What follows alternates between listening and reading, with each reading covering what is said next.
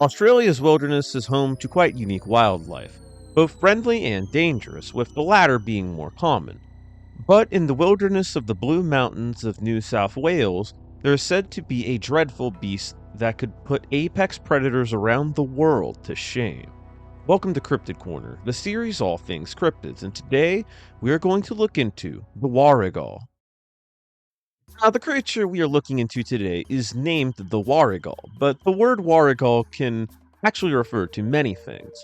You see, the word Warrigal derives from Aboriginal languages as a word for dingoes and wild dogs, but the term is used for other things such as wild horses, plants, basically anything wild, and is also the name of a town in Victoria, which has many businesses with wild dog or Warrigal in their names.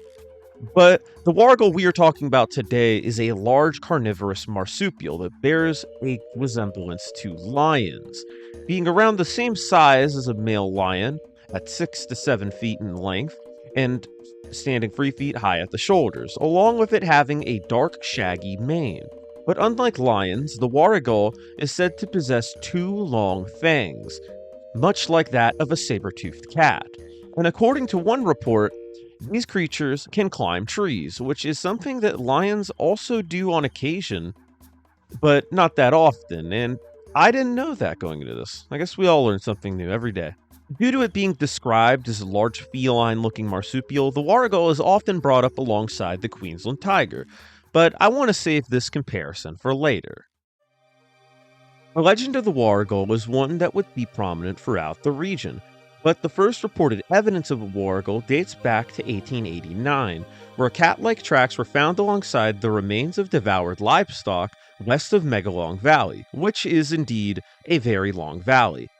The prints were about 5 to 6 inches in length and 5 inches in width, and each print was 9 to 10 inches apart, showing that what they were dealing with was a large and dangerous animal.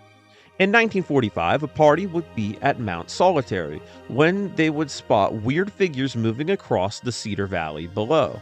Grabbing their binoculars, the group would find these creatures to be none other than 4 warrigals.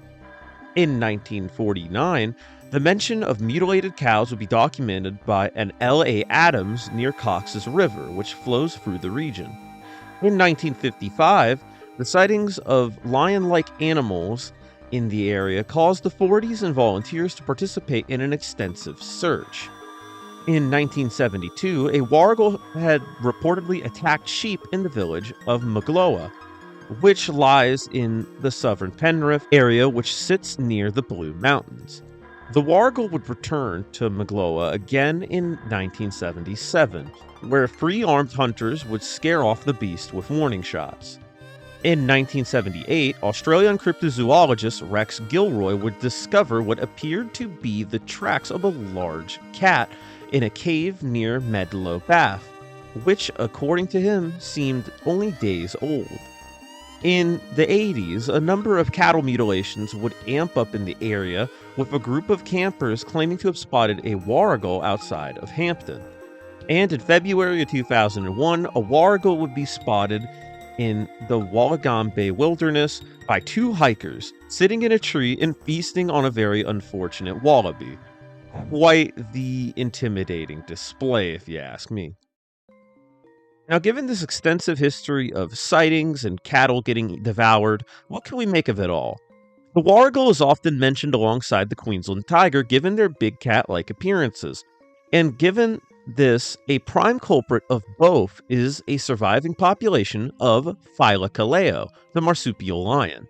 Phyllocaleo was an apex predator in Australia during the Pleistocene, and was one of the largest marsupial carnivores to ever live, relative in size to a lioness.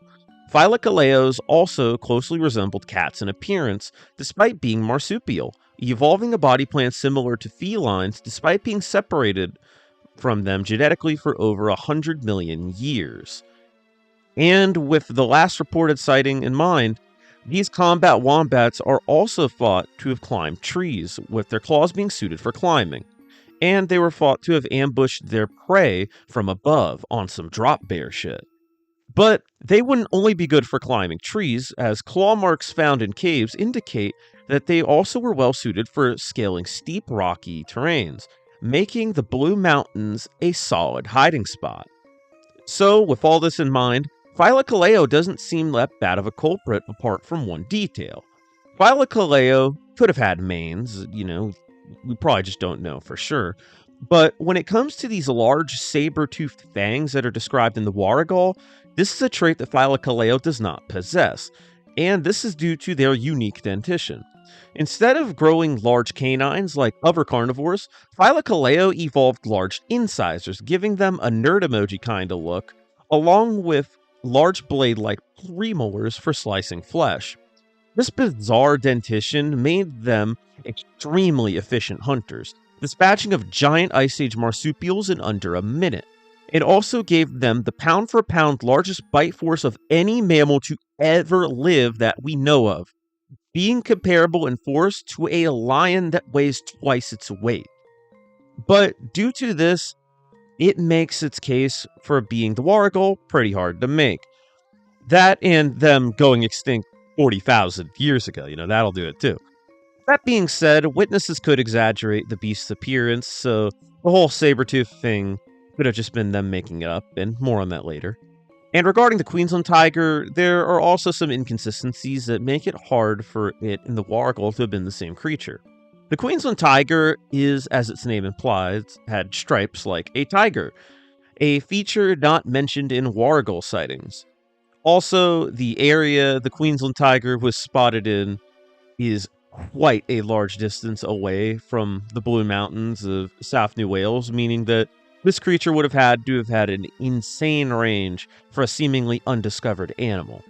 Also, the Queensland tiger does have mentions of enlarged teeth, but these teeth were more described as tusks, which would protrude up and out, opposed to saber-like teeth that would curve down and in. The Warrigal also bears a close resemblance to Thylacosmilus, a saber-toothed predator that lived in South America. Thylacosmilus was a sparacidont, a group of carnivorous mammals that were closer related to marsupials than placental mammals, meaning they had marsupial-like qualities like pouches to carry their young. And these animals had developed body plans similar to carnivorans like weasels, cats, dogs, bears, and they even have their own saber-toothed fella in the form of the Thylacosmilus. The main problem with the Warrigal being a Thylacosmilus is that Australia is pretty far from their native habitat of modern-day Argentina. Also, with them being believed to have hunted in savannas, not mountainous woodlands, this also makes it pretty rough to make this case. Oh yeah, and them going extinct 3 million years ago, that'll also do it. I kind of just wanted to have an excuse to talk about Sparacidonts because they are really cool. I don't think they get talked about enough, and one of them being alive somewhere would be really cool. But the more likely culprit for a lot of these sightings is actually pretty interesting. You see, back during World War II, U.S. airmen stationed in Gippsland, Victoria would bring mascot animals. Mascot animals are usually animals adopted by units that are meant to raise morale or serve as symbolism for their unit. And in the case of these airmen in Australia, their mascots would be cougars. And for whatever reason, these cougars were released into the wilderness of Australia, being responsible for a large amount of phantom cat sightings in Australia. And according to many reports, these cougars had made their way all the way up to the Blue Mountains, an area not all that different from their native territories here in the US. Just swap out deer for kangaroo and everything's peachy. In 2003, the regional government of New South Wales even stated that there were more likely than not invasive big cats living in this region. Cougars don't have manes, but perhaps this feature could be exaggerated, along with their fangs, which already are quite large and terrifying if one of them is hissing or screaming at you. This seems to explain these encounters quite well. Well, at least the encounters after the early 40s. The legend of the Warrigal predates these cougar releases and was relatively well known in the region. But that being said, These cougars weren't the only big cats thought to have stepped foot in the Australian wilderness, as zoo, circus, and private collection animal escapes have occurred, including potentially even lions. And big cats and cats in general are quite elusive animals, preferring to stay out of sight of humans and prey animals. A Russian wolf managed to wind up in Tantanula in 1895, and the people thought that this damn wolf was a tiger, proving that exotic animals have had a history of escaping into the Australian wilderness, and also that witnesses tend to exaggerate the hell out of these encounters. The tracks found in 1889, if real, could have belonged to an escaped big cat. And I also would like to believe that the legend of the Warrigal was inspired by stories and illustrations of lions, such as the Barbary lion of North Africa, and had created a legend of them living on in the Australian bush to scare children. But when big cats would wind up being spotted in the Blue Mountain area, people rationalized it to be the Warrigal of legend, a marsupial carnivore that has always inhabited the region. So, from how I see it, the legend of the Warrigal, which was a unique creature, had seemingly become a prophecy where big cats arrived in the Blue Mountain area. The most likely truth behind the Warrigal, at least in the modern encounters, is that they are invasive mountain lions from World War II that have established territories in the Blue Mountains west of Sydney. And if you ask me, that's just about as cool as the legend of the Warrigal is anyway, and to me is even more interesting. The wilderness of Australia is a fascinating place, full of many mysteries still left to explore. And with lands being uninhabited, and with how elusive animals can be, even relics from the past could live on hidden in these pockets of wilderness. And that is going to do it for the Warrigal. This was quite an interesting cryptid to look into, as it correlates a lot with many phantom cat sightings in Australia. And I definitely do want to cover many of the things I talked about, like the Queensland tiger, the other tiger cryptid. I forgot the pronunciation of the place. I'm not going to attempt to pronounce it again. And phantom cats in general. I think it's very interesting that these big cats had wound up in these places and were so elusive that you just can't find them.